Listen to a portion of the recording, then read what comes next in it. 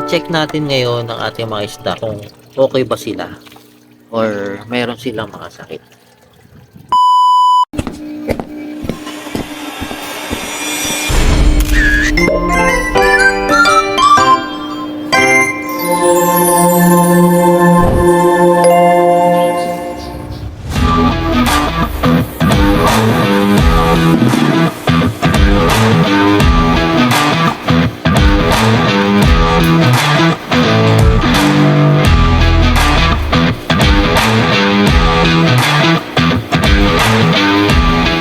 At kung napanood nyo kagabi, ito ang aking Ryukin.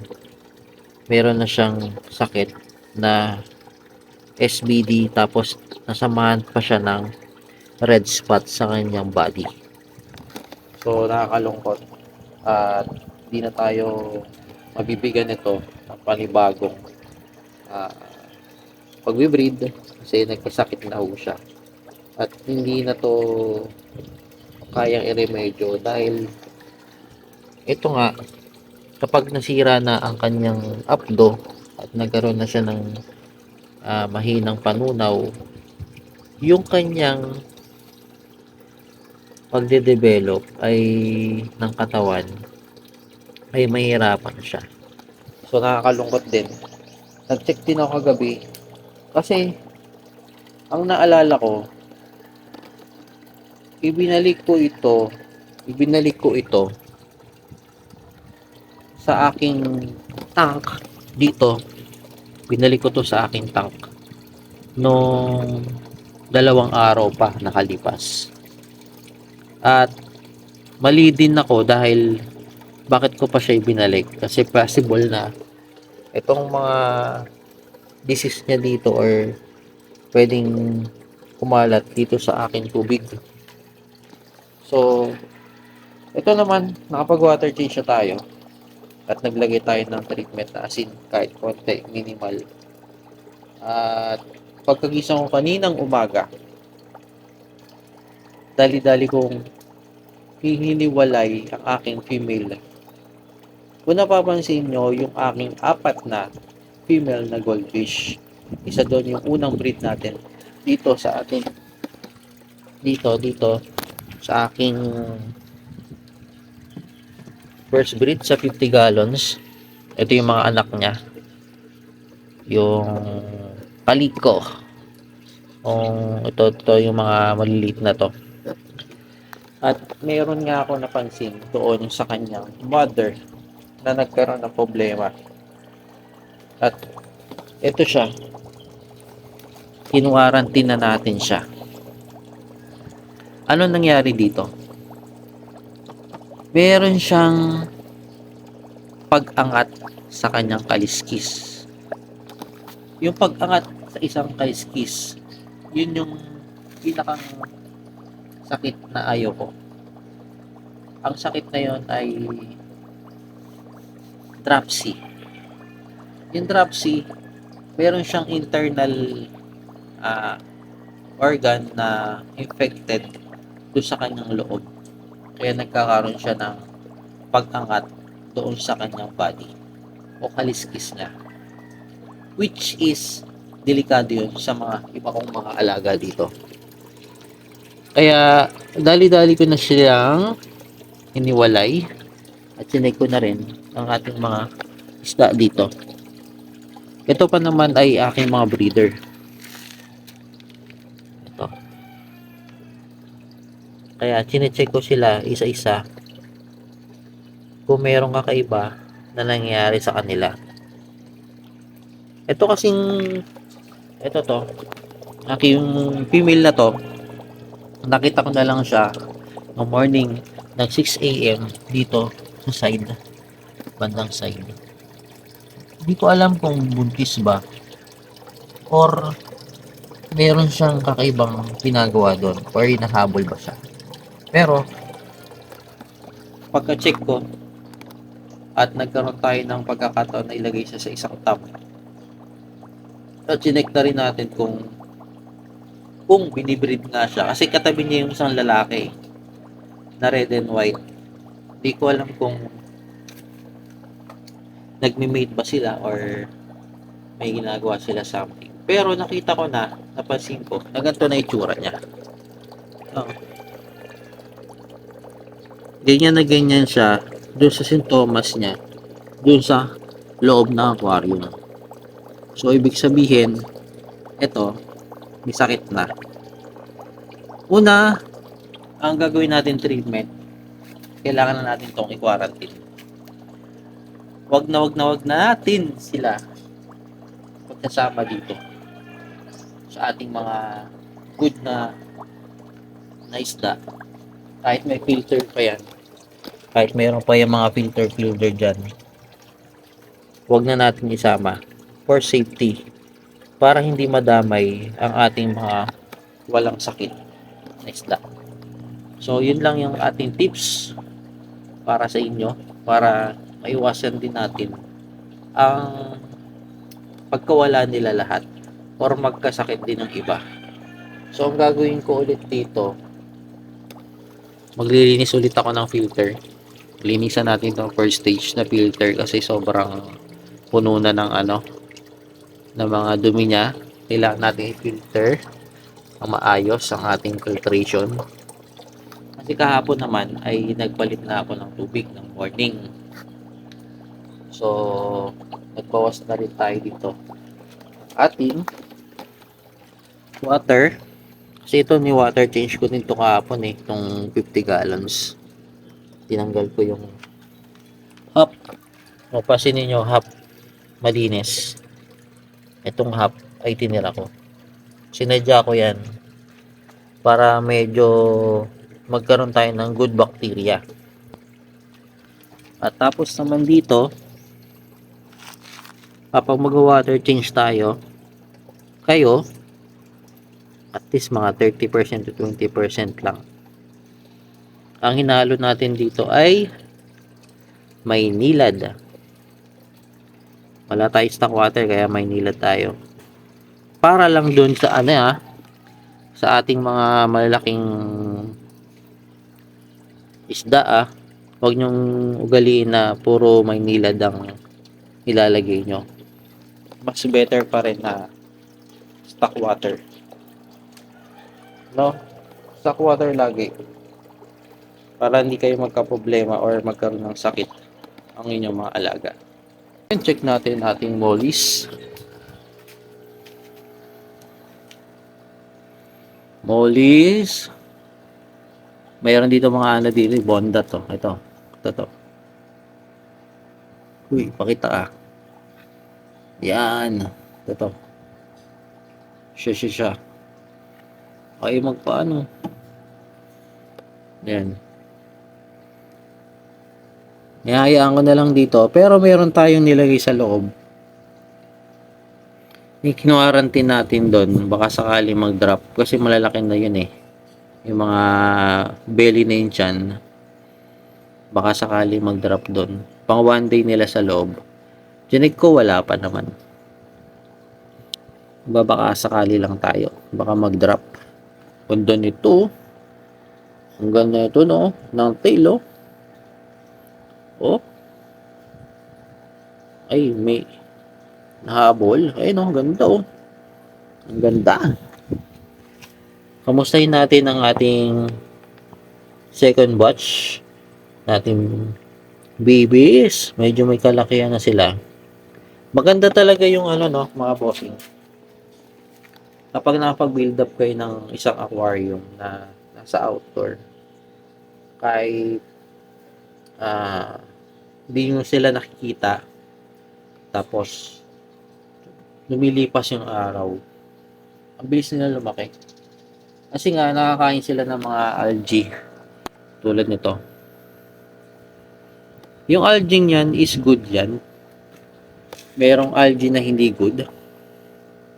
Ang algae kailangan natin yung color nila. Green na green. Yan ang good algae. Kapag ako naman kasi, pag maglilinis ako ng aking tank,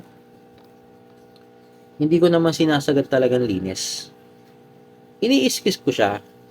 O binabawasan natin yan. nabawasan natin yan, lilinisan natin, i-sponge natin yan. Pero, hindi totally na clear na talaga lilinisan mo. Ang nangyari, kapag medyo may natira ka dyan, andun pa rin yung good bacteria at beneficial bacteria na may iwan. Kaya pag nagpalit ka ng water, ito mo to, ilang araw na to, 3 araw na ata. No, medyo cloudy siya, konti. Pero hindi ibig sabihin ammonia na yan. Ibig sabihin, nag-i-start na siya mag-bloom. Ibig sabihin, mag-start siya mag-bloom, nag-i-start na siya mag-create ng algae sa kanyang tank. At yung algae nyo, mabubuo yun kapag lipas ng araw, tapos magpapakain ka. Tapos magpakain, aarawan siya. Tapos after maarawan, lalamigan. Tapos babalik na naman, paulit-ulit, hanggang sa kumapal na kumapal. Yung makikita nyo dito sa wall. Tulad nito. Water change lang ako ng after 3 days. Hindi naman totally pure na water change. Babawas na ng konti dyan. Para lang itong nasa ilalim na yan mawala. Tapos iisisin ko yung dito. Yung may iwan pa rin sa baba, yun pa rin yung good na algae na pwede nila makain. Just in case na hindi naman masyadong marami ang iyong pinapakain. Kasi wala tayong filtration sa ating tank. Meaning, hindi tayo pwedeng over na feed. Pag nag-overfeed ka, dun na yung mabubulok or magkikreate na ng ammonia kapag naiwanan mo to na walang water change. Kapag nag-water change pa naman ako dito sa ating mga isda, tulad yan, oxygen lang. Tapos simple na guppy grass, halaman, tubig, tapos sunlight. Kapag ganyan, minimal lang ako nagpapakain. 3 beses ako nagpapakain, pero minimal lang. Yung kaya lang nilang maubos. Kaya mapapansin mo after a week, may mga dumi-dumi na dyan, kulay itim. Kahit hindi naman ako nagpapakain ng mga pellet, egg yolk lang. Kasi kinakain na niya yung itong mga algae. Yung algae yun na madalas na pwedeng magpa-groom sa kanya at magpa-develop sa kanilang color, body, at ano pa ang pwedeng ma-develop sa kanya. No? Dito sa ating 100G natin, meron din akong kine-create na algae. Kasi ako na papakapal ako ng algae. Kung mapapansin nyo ito, ayan, parang brown na nga siya. Dito. At yung ilalim naman, parang black na green. Okay naman din yan. Hindi naman siya bad para sa ating mga goldfish. Yung kasing isa nandoon sa ating guppy grass, sikat na sikat talaga yung araw doon. Mga bandang alas 10, tutok na tutok doon hanggang alauna. Kasi wala siyang ganto, anti-UV.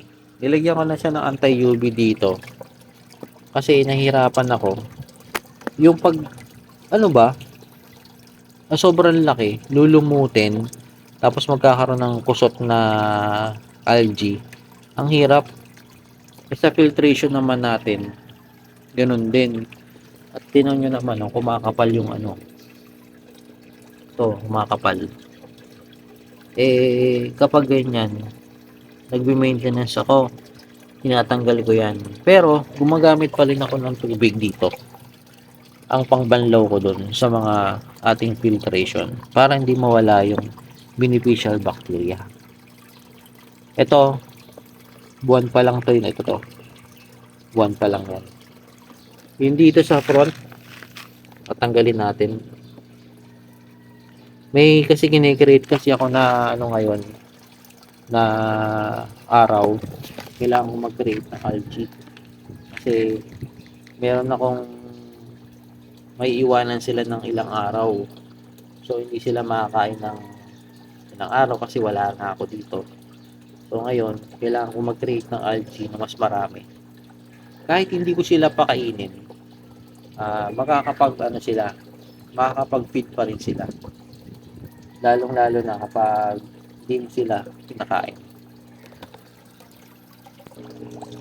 Itong ating isdang to, baka hindi na natin muna ilagay siya dito sa ating 100G. Iiwalay na natin tuluyan kasi baka mamaya mahawa pa yung ating mga ibang isda. So for good na to, good na yan kasi meron naman ako na batch na na-breed dito. Kaya doon na rin nakukuha ng pang susunod na batch niya. So ito nasa 1 year naman to mahigit na. So parang okay na kung halimbawa na hindi siya gumaling, no? At makakuha na tayo doon ng ating mga susunod na batch na pang breeding. So ito naman kasi parang pangalawan na rin niya to eh. Pero yung unang breed niya is failed. Hindi tayo nakapag ah, grow out doon ng ano ng ating mga isda. At ngayon lang taon na 2026 siya nagkaroon ng mga babies. So marami naman ang na-release niya at natutuwa naman ako na maganda rin naman yung kinalabasan ng ating pag-aalaga. So pansinin nyo, bumabaliktad siya.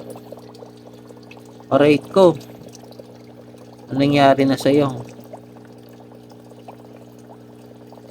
Di na sa balance. Ito naman. Ito, matibay to. Kahapon, di ba? Pinidyohan ko pa rin ganito. Buhay pa rin. Nakaganyan lang siya. Tapos, morning, nagpalit ako ng tubig. Kasi nga, may nagbuwas-bawas siya no ng ano na dito sa kalat ito. Pinalitan ko ng tubig ulit. Tibay ng ano eh, isda ako no. At walang oxygen. Lupit. So, dito ko na natapusin na aking video. Salamat sa panonood. At thank you sa mga sumusuporta. Peace out.